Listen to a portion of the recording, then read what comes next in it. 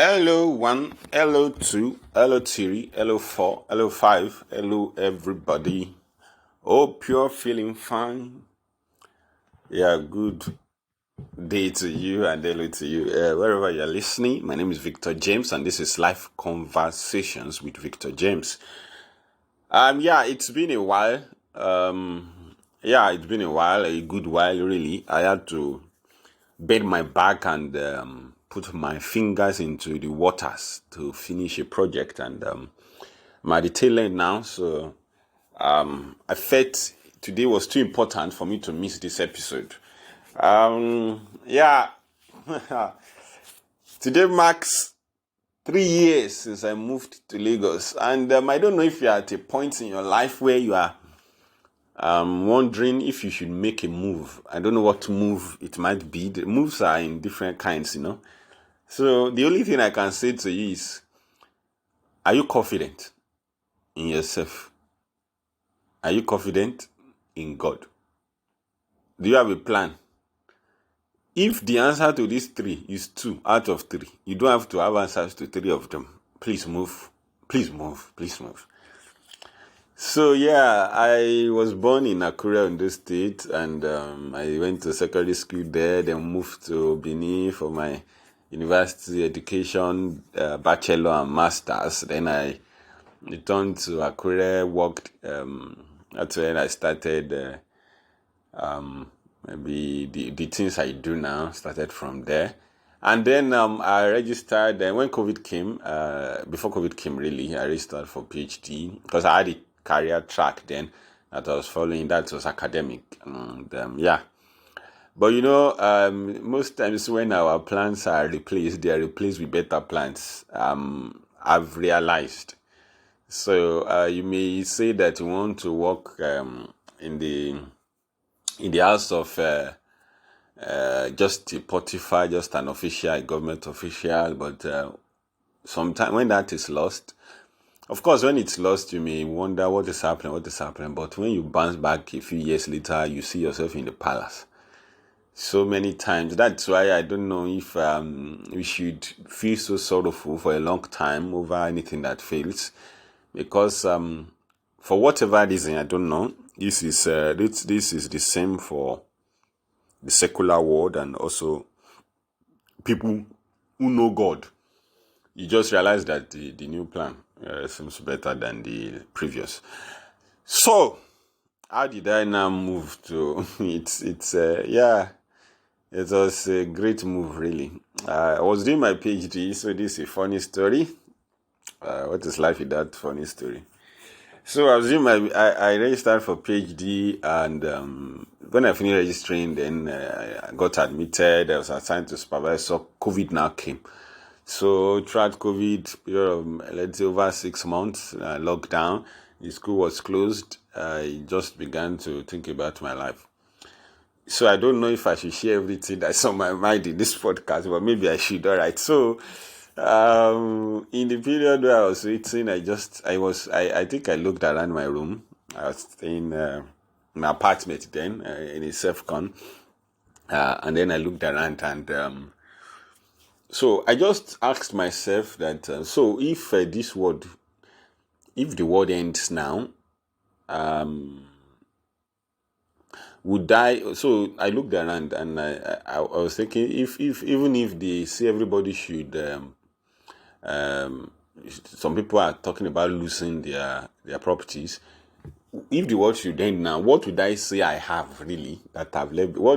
Of course, I have lived a full life. I have to say that as humbly as possible. I know that, of course, I've touched a lot of lives because I taught for over 10 years. I was teaching actively every week, teaching week in, week out. So yeah, I know that it's been a full life up to now, and it will continue to be by God's grace. But at that moment, I think that was the first time in my life that I was looking at material things. In the steps, following the footsteps of my own dad, I've been very focused on just value.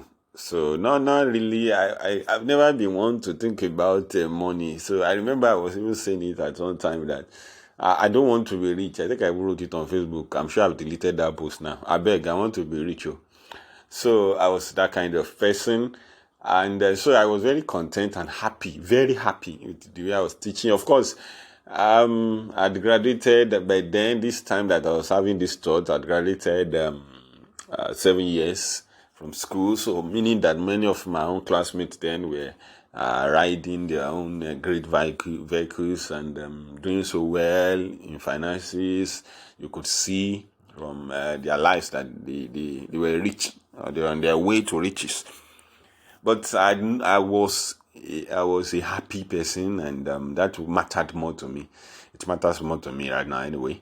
So, but I remember I looked around my room and I said, so if this were then now, the only thing that would say that I have is this mattress I'm sitting on. So that mattress, even though I took it from my parents' house to sleep on it. So what do I have? This shirt that I have, is it this my refrigerator?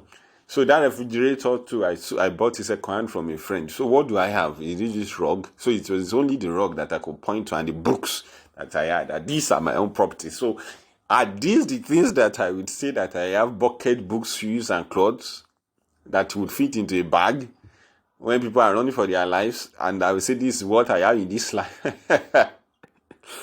So I just began to think then, okay, and to fittingly, I've spent a decade for academics at that moment. I'd taught, yeah. So I just felt that okay, I spent it 10 years as a seed to improve people's lives. I think that's fair enough. Maybe I should spend the next decade and as a seed for my own life. Yeah. So I just thought, okay. Couple of months later, this was maybe January 2021. I remember that I sent a 20-something minute voice note to my friend. So when I visited him earlier this year, we were playing that voice note in loudspeaker. I could not believe the things I was saying.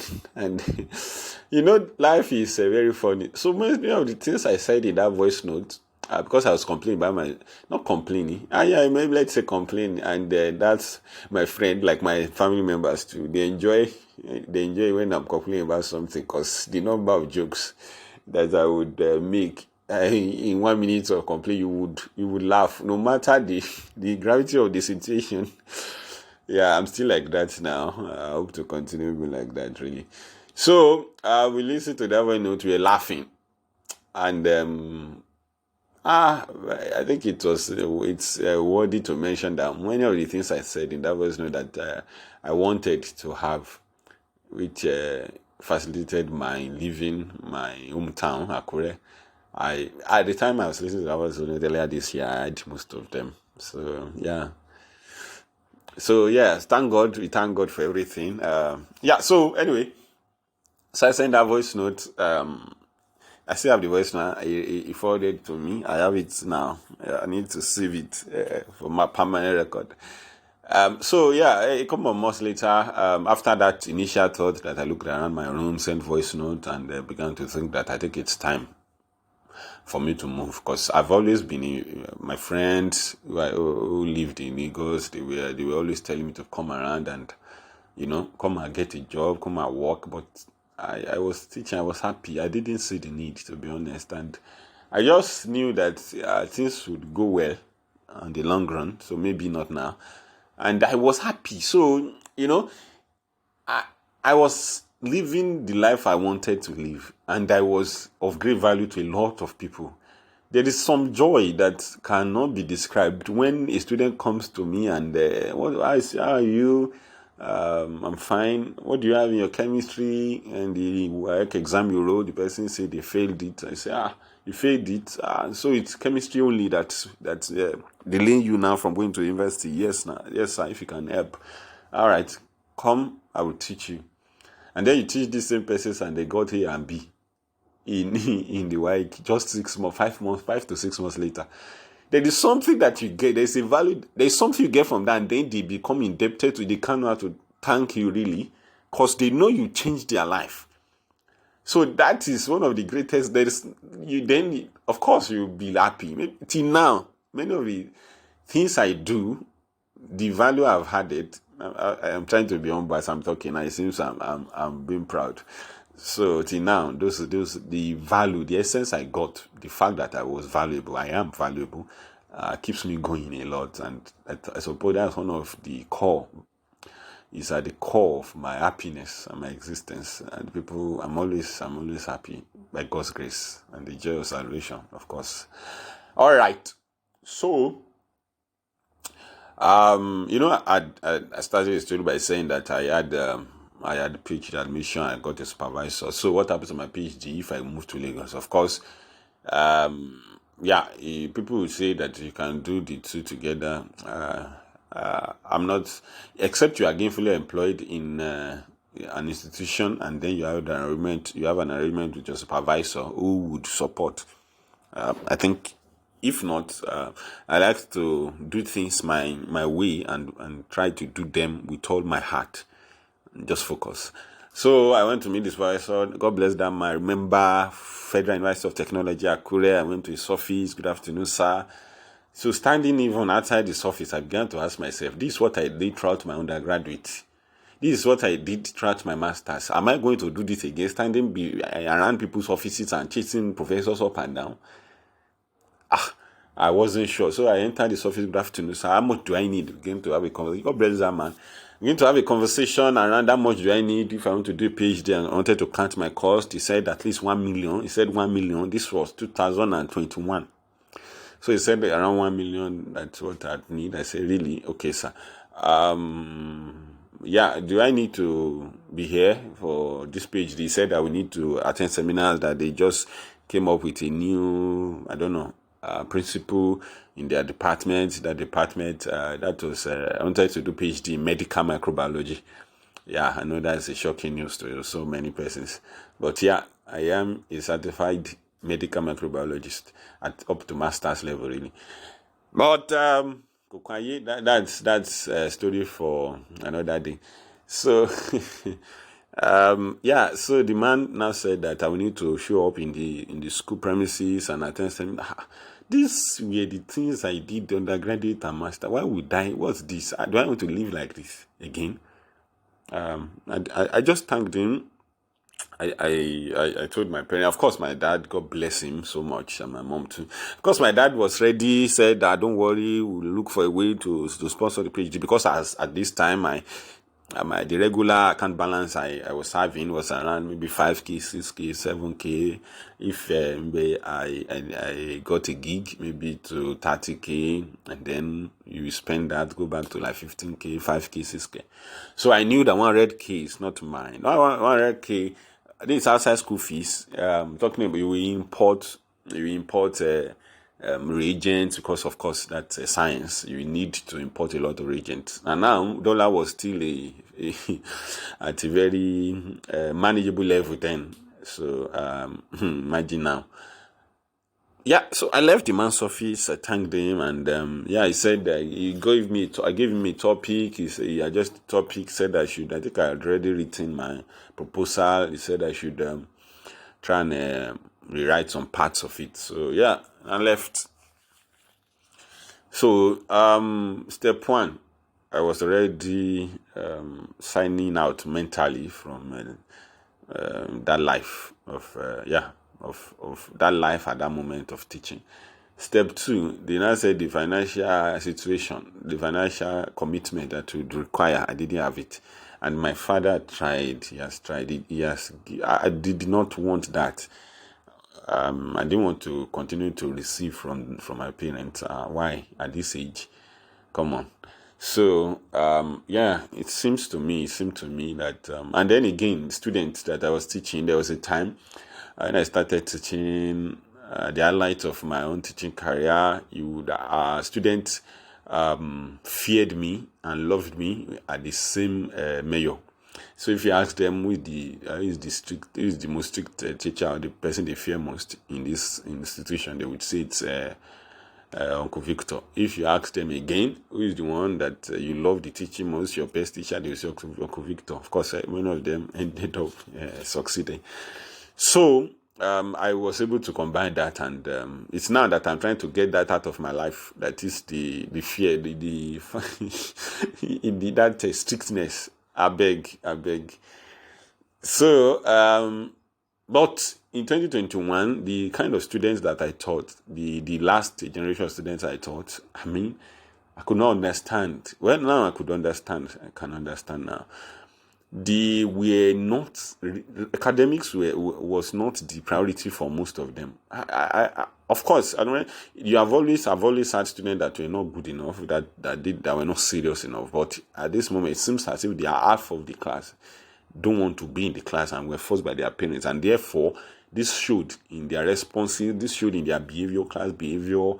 You talk to them, there's a hint of disrespect brewing in their faces, in their disposition. I can't take that. So it means this meant that I began to clash a lot with students, which I'm not a violent person. I can send people out, I can shout at students, but I'm not someone who enjoys doing it. So it just felt to me that the stars have aligned, and my end is near. Yeah, that was it. Of course, I'd been praying about this from 2020, that COVID period, and then I spent the first months of after I completed my friend around that time. Started praying when I went to the PhD office to find out the implications of running a program. I also prayed about it, trying to find out my way. What I have to leave here? Is that okay? Should I go? This kind of just standing in the middle of the night in front of our house, dark skies, no moon, the breeze moving around you, and then you are just talking to God. What should I do now? I want to move to Lagos. Is that okay? And then it was May 31, 2021. I told my parents I'm moving to Lagos. They keep asking. They kept asking, have you prayed about it? Are you sure you are going? The next 2 months, are you sure you are going? I said I'm moving to Lagos. Yeah. I sold I didn't sell. I just packed my properties. My rent was not even due then.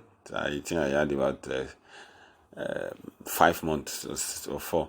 So I just packed my things and locked I didn't pack everything. I just locked the house and returned the properties to my parents' house, and didn't tell anybody in that entire building, the landlord, anybody. I didn't tell them that I was going. I just went to my house. Yeah, I gave the key to my brother, my uncle, who is a brother. So I gave the key to him, my keys to him, and I went to the car park with 2 bags containing my clothes and my certificates and my laptop, and off I went. It was in the bus inside the car park. I brought out my phone and began to type a message. Who was I sending it to? My PhD supervisor. Hello, sir. Thank you so much. I appreciate the fact that you were so sincere with me when I came to meet you. I want to say that I've decided not to pursue the PhD at this period of my life. Thank you so much, sir. I sent that while the bus was about to move and leave Akure for Lagos, and then I moved to Lagos. A lot of story happened on the way. As Nigerians, that's the way we live. And then I got to Lagos, and the first thing I went to do, I did, was to process my international passport, because my plan also was that since Lagos was closer to Atlantic Ocean, I will use Lagos as the stepping stone to leave this country. That's still a plan anyway. So then I came to Lagos, but God bless the friends that God has blessed me with. So my friends were instrumental. I have to say, it's important to mention this. My friends were very instrumental. My friend in the first place was the one I talked to before I moved to Lagos, and then it was in his house that I stayed. I stayed in my friend's house for 1 year after I arrived in Lagos. So I was staying with him. We had the time of our lives in that, in those periods, just watching a lot of football, Yeah, it was a very happy time for in our lives, really, because yeah, God bless. You need help. You will always. I think humans will always need help.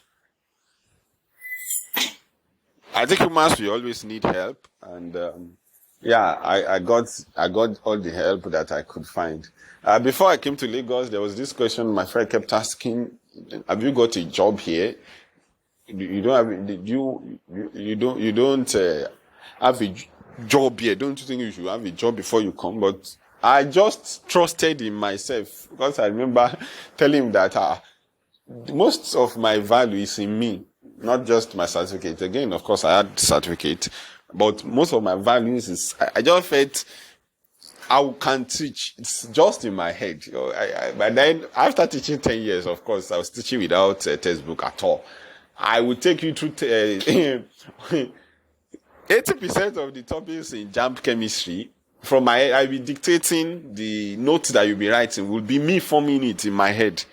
The examples I would give, I will be the one. So I'd already written a book, manuscript at that moment, at that point. So I knew that I could always teach, but it was like the backup plan. So if you are moving, have a backup plan, I think, but also believe. So and of course, I just knew. By then, I was already writing quite a lot. So it was my first. I was hoping that I would be able to continue my work as a writer and then become more solid and fantastic at it. So, and then I had the experience with administrative work. So I just packaged my CV. I had 4 CVs. By the time, in the first month of Lagos, by the time I felt, okay, let me get a job, I had 4 CVs. One as a writer, one as an admin officer, administrative personnel, sort of. One as a teacher, just in case. And I think there is a last one. Yeah. So, I started to live my life. But I have to also mention this. This story will not be complete without mentioning that because of COVID, I suppose, and then kind of atmosphere that I was then. By the time by 2021, I was leaving Korea for Lagos. I was not going to church quite regularly as I had always done since I was born. So I never missed Sunday service. But by that moment of my life, 2021, I wasn't going to church every Sunday. In fact, out of the 52 Sundays that were in 2021, I don't think I went to church up to 20, which was a shameful thing in my own eyes. So by the end of 2021, it was one of the first things that I was trying to rectify, that I have to find my way back to God, like really, really. So that's one of the first blessings I got from this Lagos is I found a community. So, and these are the 7 lessons that I learned in Lagos. And I suppose it can be useful for anybody who wants to stay here, who want to move, not just to Lagos, who want to move elsewhere. Because I think that if you are shifting your life from a place to another place, you need all the preparations that you can get. So I found that in Lagos, prosperity is easier, I have to say. The first time that my bank account ever entered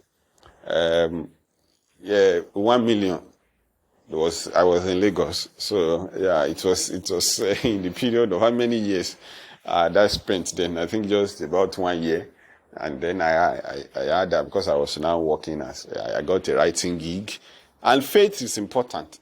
So I am of the opinion, I have a theory that in Lagos, and I think that maybe abroad too, there is an atmosphere, a cloud of prosperity, that once you come here, some things would work. I think environment, I'm of the belief that environment would always matter in a person's destiny. So there are some places that it's like Israel. Israel in the Old Testament was just chosen. It was chosen by God. If you're an Israelite, they would fight a war, you would win. You will live in victory.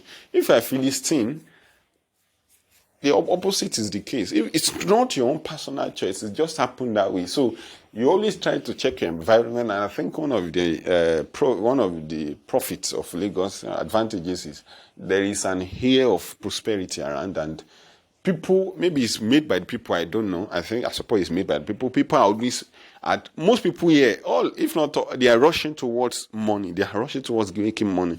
So whether you like it or not, very slowly but surely, you too begin to prioritize. I need to have money. I need to have money. But of course, this comes usually at the expense of many things. One of the first things that the expense, the shortcoming would be relationships. So it was in Lagos that I learned, after realizing that money is important, and it's a bit easier to make money. I also realized that relationships are complicated here because of the money matter. So I was a person who visited friends. I would just go and hang out with friends, go and visit this person today, go and visit that person next weekend, just play table tennis. I was playing PS game, playing football, watch football. I had friends that I was visiting, and yeah, but once I came to Lagos, thank God I was living with my friend. So it's just as if I just brought the temple to my own house and then I forgot about the world. But eventually, when I moved out of my friend's house, oh, my relationships are quite complicated here because it's harder to visit people since everybody is hustling for money. Everybody is trying to get ahead. It becomes harder to maintain relationships, to maintain friendship. You can say you have friends. In Akure, where I was coming from, of course, if you have a friend, you would see the friend maybe every 2 days if you want. From one end of Akure to the other end is just be 25 minutes. But in Lagos, you may not see to move to your friend, you may spend half of a day. And then you wonder if it's worth it. So friendship, relationships are complicated. Of course, even a relationship between a man and a woman, it's also the same. It's also similar. So you need to be quite intentional and say against the odds. You need to make this work. I'm talking in terms of visitation and such. So most people, they would try to have common ground. Maybe you attend the same church, attend the same meetings, attend the same club, things like that. But to stand and say you want to visit, it's a bit difficult in Lagos. Another lesson that I learned when I began to study the life of people, because it was a shock to me when I see people. I was people that I was older than by 6 years, 5 years. They begin to say they are sad, they are depressed, I couldn't understand it. In my entire life, I had not met a single human being that was depressed until I came to Lagos. It wasn't something that was existent to me. Of course, I've heard about it, I saw it on the internet, but I never really interacted with anything like that. So when I arrived in Lagos, and then I began to meet people and this person said, yeah, the person is sad, this person I couldn't get it, I couldn't understand. It was in conversations that I began to have that I realized that it's dreams and ambitions.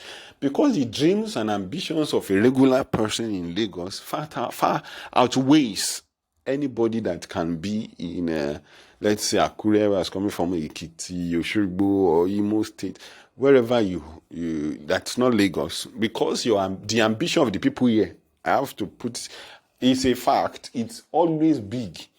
They've read books, they've met people, they've seen examples around them of great people, and then they have such a great taste standard for themselves. And the inability to rise to this standard or even touch a fraction of it begins to disintegrate into sorrow. And I think that's at the base of all the depression, the issues that I saw here, that I've seen here so far. So I concluded that dreams, if unmeasured, if uncontrolled, if uncurtailed, can kill one's happiness.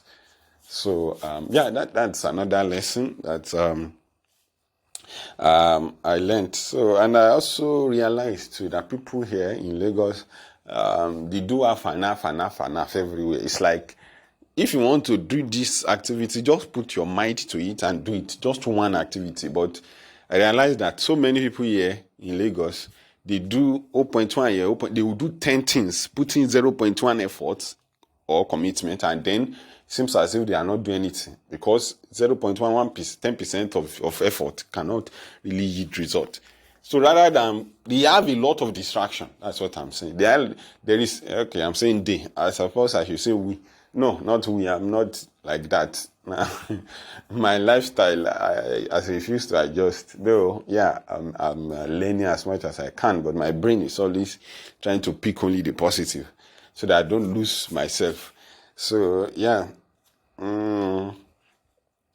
yeah, I think that's the last lesson I would share today. To adapt, but no, don't lose yourself. I don't know if you want to travel to Canada, the US, the UK, Europe. You want to move to Lagos, you want to go to Abuja. Things will be different. So far, you are out of the confines of comfortability. You are not with your people, your family anymore. In the same space, it doesn't. In the same city, you have to be ready to adapt, but don't lose yourself. If you don't adapt, just because you want to hold on to yourself, to who you are, you will end up regretting, because don't forget that you made the move for a reason. You have a goal in mind, and then you made a move. So it means that you need to achieve that goal for you to be fulfilled, and your mental self would be able to stick it and say, yes, this was a good decision. So if you don't achieve what you made a move for, you have failed, and that can result in other loss of happiness, loss of joy. But on the flip side, if you even get to your goal, but you lose yourself, the best part of yourself, the things you love most about yourself previously, it will also not be good. You will not like it. You will not like the result. And therefore, this is why I now say you have to adapt, but don't lose yourself. Adapt, change, pursue yourself, pursue your goal. I mean, change, yes, change when you should. So I know for a fact that I've changed. Yeah, it's obvious to me, especially in terms of my relationship with prosperity. So now I want to be rich. Really, that's the first. I'd never wanted or had the desire as I have now. So, and then I've done things. I've been exposed to things that I had never been exposed to before too. And yeah. So I've changed. I know that, but most times, and I love it when people see me and say, "This guy, he never changed." It's a great compliment to me, because even though I know I've changed, for somebody to see, maybe they are talking, the person is laughing, and then the person say, "EG, you never changed." I always thank God for it, because it's easy. It's easy. If you're a good person before, you're a great person before. If people say you have not changed, it's a compliment to your consistency. It's good, because you were not bad before. So yeah, that's it. In celebration of my 3rd year in Lagos, I hope you were able to enjoy. Hope you laugh at least and enjoy this monologue, and also hopefully you picked one or two things that yeah. So yeah, okay. Thank you so much. I would try do my best to have you follow up on this podcast by sharing the wildest stories of things I've seen in this Lagos. Yeah, I have seen a lot. I've seen a lot. There was a time when I was living with my friend, once I go out, which I hardly do, once I go out to the mainland, we were living on the island then. So once I when I go out to the mainland and then I return home, what you would say would be like, who asked that question? I think it was Saul that asked David, where have you made, no, it wasn't Saul, it was that Philistine, the king of the Philistines, when David ran to meet him. when David ran away from Saul to stay with him. So where have you made the road today, oh David? So once I return home, my friend would call me and ask, what did you see? What did your eyes see today? Because there was always something. And then I would see that, of course, there was always something. And he would laugh and laugh. So, yeah. But that's the end of this episode. Thank you so much for listening. And have a great life. Just move. It's okay. It's okay. It's okay. It's okay. Don't think about negative consequences without thinking about positive consequences. And most times, I think, if you are in line with God and you are a hardworking person, a good person, the positive consequences of a move, of a great decision, would outweigh the little negatives. So move. God bless you. Bye-bye.